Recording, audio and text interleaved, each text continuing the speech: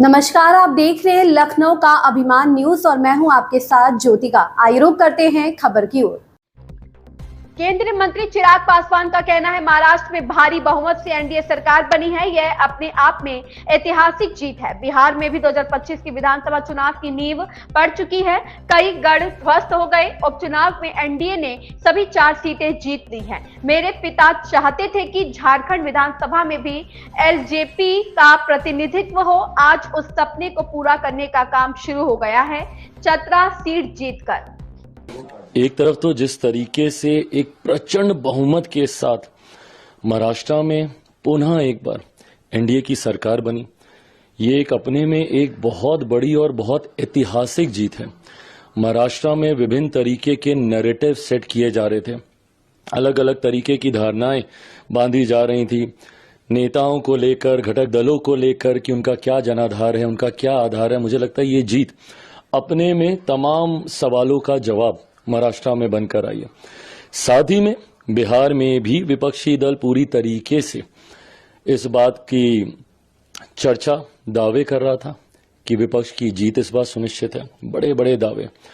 मैं मानता हूं बिहार में ये उपचुनाव, कई लोग इसको सेमीफाइनल के तौर पर देख रहे हैं, पर मैं मानता हूं कि आने वाले 2025 विधानसभा चुनाव की नींव यहां से तैयार कर दी गई है।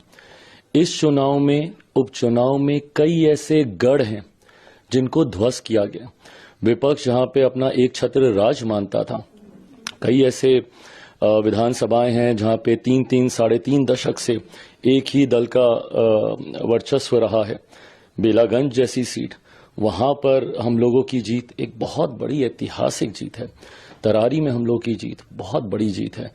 ऐसे में जिस तरीके से चारों सीटों पर एनडीए गठबंधन ने जीत हासिल की बिहार में, ये एक बहुत बड़ा कारण है जश्न मनाने का। और साथ ही में मेरे नेता, मेरे पिता आदरणीय रामविलास पासवान जी का सपना पार्टी के विस्तार को लेकर, और खास तौर पर झारखंड में उन्होंने लंबे समय से एक मजबूत जनाधार वहां पे अपनी मेहनत से, अपने परिश्रम से उन्होंने तैयार करने का काम किया।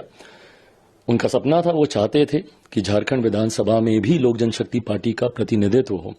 मुझे लगता है आज उनके उस सपने को पूरा करने की शुरुआत हुई है। जिस तरीके से लोक जनशक्ति पार्टी रामविलास ने चतरा की सीट जीतकर झारखंड में अपना खाता खोलने का काम किया है, मैं मानता हूं कि लोक जनशक्ति पार्टी रामविलास के कार्यकर्ताओं की, हमारे पार्टी के तमाम नेताओं की और चतरा की जनता की ये एक उनको मैं बधाई देता हूं। ये एक बड़ी जीत है और इस जीत के साथ मैं मानता हूं कि आने वाले दिनों में लोक जनशक्ति पार्टी रामविलास के विस्तार को लेकर राष्ट्रीय स्तर तक ये पार्टी जाए।